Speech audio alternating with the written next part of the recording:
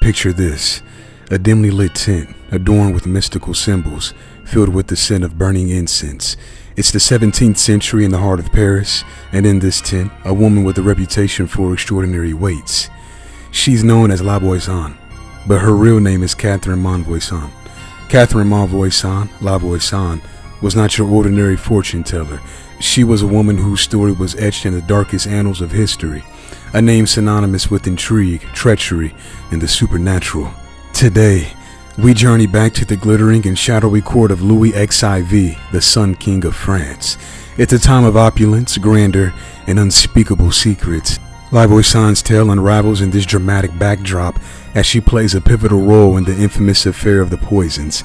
But La Voisin was no ordinary fortune teller. She was a poisoner, a black magician, and a key figure in a scandal that rocked the foundations of French society.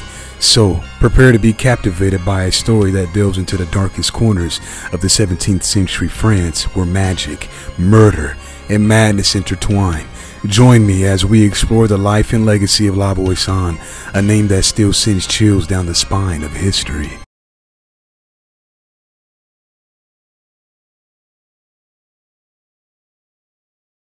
Born in the year 1640, Catherine Dye, also known as La Voisin, had a somewhat mysterious early life, with limited information available.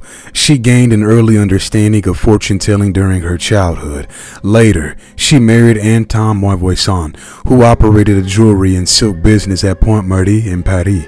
When her husband's business faced financial troubles and bankruptcy, La Voisin took on various means to support her family. She practiced chiromancy and face reading and even developed skills as a midwife, eventually extending her services to include providing abortions. Her fortune-telling business evolved into the creation and sale of supposed magical items and potions, organizing black masses, and offering aphrodisiacs and poisons, all aimed at profiting from her clients' desires and future predictions.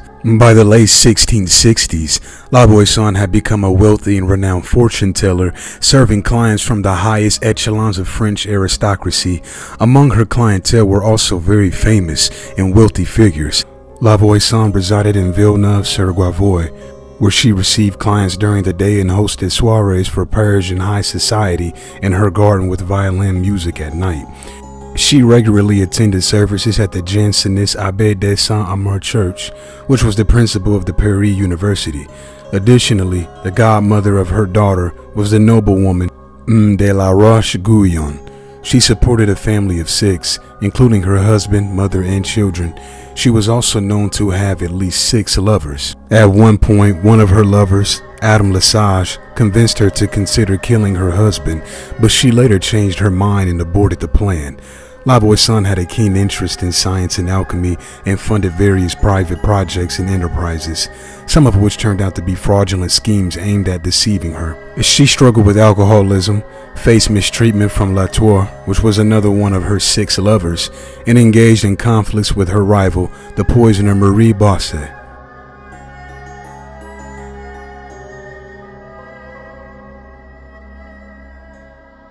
La Voisin, during a time when abortions were illegal, expanded her services as a midwife to include this prohibited practice for financial gain.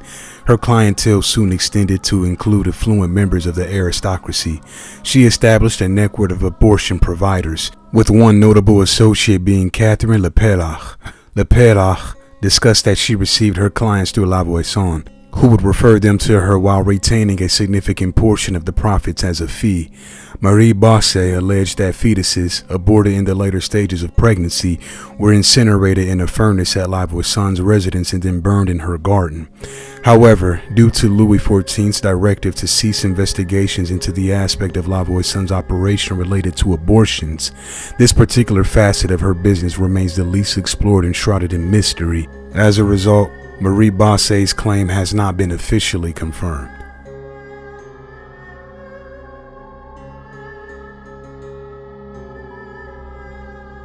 La Voisin asserted that her abilities as a fortune teller were a gift from God, emphasizing that she first learned the art of fortune telling when she was just 9 years old. When her husband's financial situation took a downturn, she decided to capitalize on these talents. She further honed her skills by delving into modern physiology techniques and the art of predicting a client's future by examining their facial and hand features. To enhance her clients' belief in her prophecies, she spared no expense in creating an atmosphere conducive to mysticism. For instance, she commissioned a special robe made of crimson red velvet adorned with gold embroidered eagles, which cost a substantial sum of 1,500 livres for her performances. In either 1665 or year 1666, her fortune-telling practices came under scrutiny by the congregation of the mission at St. Vincent de Paul's order, leading to her being summoned for questioning. La Voisin adeptly defended herself before the scholars at Sorbonne University, ultimately securing her permission to continue her fortune-telling business.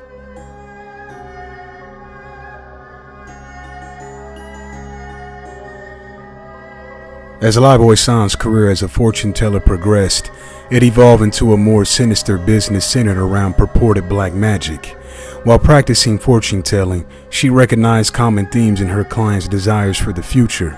Most of them wished for someone to fall in love with them, for someone to die so they could inherit their fortune, or for their spouses to pass away, allowing them to marry someone else.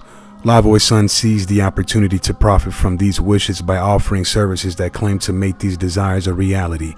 Initially, she would tell clients that their wishes could come true if they aligned with God's will. Later, she began recommending specific actions to help manifest their dreams. These actions started with simple visits to the churches of certain saints and eventually expanded to the sale of amulets and a growing array of magical objects and rituals. For clients wishing to make someone fall in love with them, she concocted love powders containing ingredients like toad bones, mole teeth, Spanish flies, iron filings, human blood, mummy dust, and human remains. The most extreme and costly practices she advocated were black masses, which she organized for clients at a fee. During these black masses, clients could pray to Satan to fulfill their desires. Some accounts suggest that during these rituals, a woman acted as an altar with a bowl placed upon her, and a baby was held over the bowl with its blood poured into it. Whether the baby was killed during these rituals or had already passed away from natural causes like being stillborn varied. La Voisin had several associates who assisted her in arranging and participating in her professional magic services, notably Adam Lesage, one of her lovers, responsible for various alleged magical tasks, and the priests Etienne Gilbourg and Abbé Marriott, who conducted the black masses.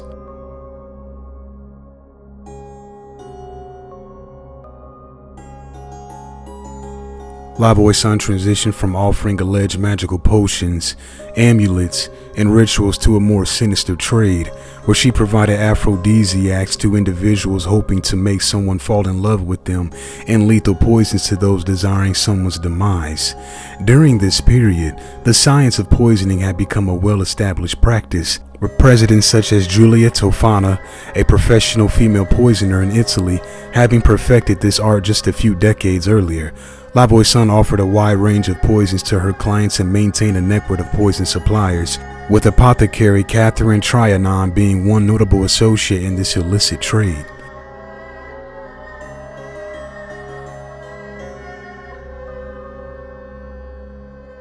Madame de Montespan, the official royal mistress of King Louis XIV of France, was a significant and recurring client of La Voisin. They often communicated through Montespan's confidant, Claude de Vin des Elliots.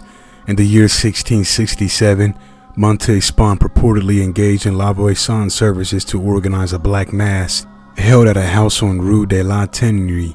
The officiants were Adam Lesage and Abbé Marriott, while Montespan prayed for the king's affection. In the same year, Montespan officially became the king's mistress, and from then on, she relied on La Voisin whenever issues arose in her relationship with Louis XIV. By year 1673, when Louis XIV's interest in Montespan appeared to wane, she turned to La Voisin once more. This time, a series of black masses conducted by Etienne Guibourg was arranged, with Montespan herself reportedly serving as the human altar during at least one of these rituals. La Voisin also provided Montespan with an aphrodisiac, which she used to sedate the king during his affair with Madame de Soubise. This aphrodisiac was supplied by La Voisin's associate Francois Filastre and produced by Louis Gallet in Normandy. In the year 1677, Montespan made it clear that if the king abandoned her, she would seek his demise. When the king entered into a relationship with Angelique de Fontanges in 1679, Montespan summoned La Voisin and requested the assassination of both the king and Fontanges. After some hesitation, La Voisin agreed. Together with poisoners Catherine Trianon, Bertrand, and Romany, who happened to be her daughter's fiancé, they devised a plan to poison a petition intended for the king's own hands. On March 5, 1679, La Voisin visited the royal court in Saint-Germain to deliver the petition. However, that day, there were too many petitioners, and the king did not personally accept the petitions, thwarting her plan. Upon returning to her home in Paris, she faced reprimands from a group of monks. She entrusted the petition to her daughter, Marguerite Montvoisin, and instructed her to burn it, which she did. The following day, she made arrangements to meet with Catherine Trianon after Mass to discuss their next attempt on Louis XIV's life.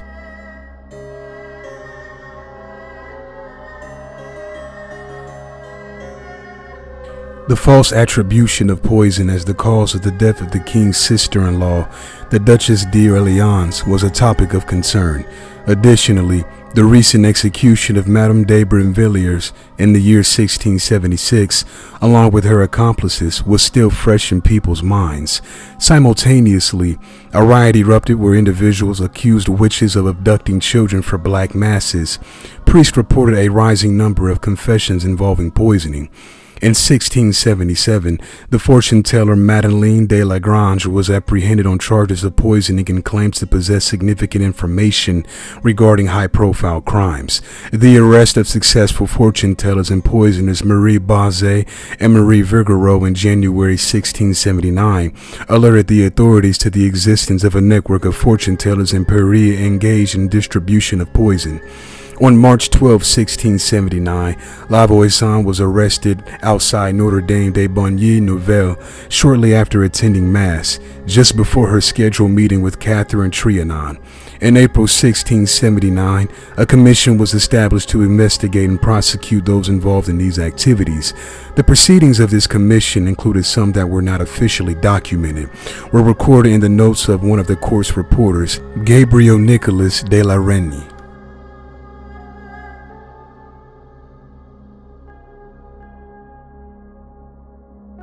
Upon La Voisin's arrest, her maid, Margot, hinted that the apprehension would have far-reaching consequences, potentially implicating individuals from various societal levels. La Voisin was incarcerated at Vincennes and subject to questioning. On December 27, 1679, King Louis XIV issued a decree to eradicate the entire network by any means, regardless of the rank, gender, or age of those involved. Following La Voisin's arrest, her daughter, Marguerite Montvoisin, along with Guibourg, Lesage, Bertrand, Romany, and the rest of her associates were also apprehended. Remarkably, La Voisin was never subjected to torture. While an official order granting permission for the use of torture was issued, it was explicitly stated that this order should not be implemented, and consequently, she was never tortured. This decision may have been motivated by the fear that she could reveal the names of influential individuals if subjected to torture. However, aware of her alcoholism, her interrogators reportedly did not restrict her access to alcohol, but instead kept her inebriated during her questioning. Her interactions with other accused individuals, especially with Adam Lesage and Marie Bazet, were particularly effective in obtaining information. Initially, La Voisin claimed to have referred clients interested in purchasing poison to Marie Bazet. In March, she revealed the names of clients Marguerite Leferrand and Francois Dedru. On October 10th, she admitted to selling poison and magical services to several members of the royal court and provided details about her career development. Although she denied ever meeting or serving Madame de Montespan, she did acknowledge the prevalence of such activities in Paris. She refused to name additional clients and denied any involvement in arranging or participating in black masses. She once mentioned to the guards that her greatest fear was being questioned by her visits to the royal court. It is likely that she was alluding to the Madame de Montespan as her client and the murder attempt on the king, and that she feared such a confession could result in her execution for regicide. The revelation of her client list, involvement in the black masses, her connection to Montespan, and the murder plot against the king did not come to light until after her death, when her daughter and former associates confirmed these details. She also refuted allegations of using her oven to incinerate the bones of aborted infants too large for the garden grave. She denied any use of poisons and asserted that she only possessed purgatives for personal use or her family. Additionally, she countered accusations of injecting lethal substances into pregnant women to empty them, after which the aborted fetuses were purportedly buried in the same manner in a garden grave.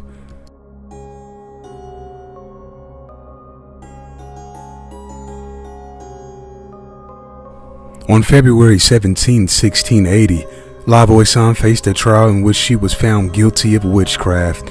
She was subsequently sentenced to execution by burning, which took place just 2 days later. In the days between her conviction and execution, she was subjected to formal interrogation under the threat of torture. The official record indicated that she was tortured to the point of pleading for mercy. However, despite the issuance of an official permit for torture, it seems that she was not subjected to such measures. Gabriel Nicolas de la Reynie, an official involved in the case, confirmed that La Voisin had not been tortured. Additionally, Madame de Sévigny, who saw La Voisin shortly before her execution, noted that she appeared to move freely and exhibited a level of health that suggested that she had not endured torture. These final interrogations did not yield any new revelations. On February 22, 1680, in a public execution on the Place des Grèves in Paris, La Voisin was put to death. On her way to the execution site, she reportedly pushed away a priest, and when tied to the stake, she desperately attempted to clear the hay piled around her. In July, her daughter, Marguerite Montvoisin, disclosed her connection to the Madame de Montespan, and this revelation was corroborated by statements from other accused individuals. This disclosure led the monarch to ultimately close the investigation, seal the testimonies, and place the remaining accused outside of the public justice system by imprisoning them using a lettre de cachet.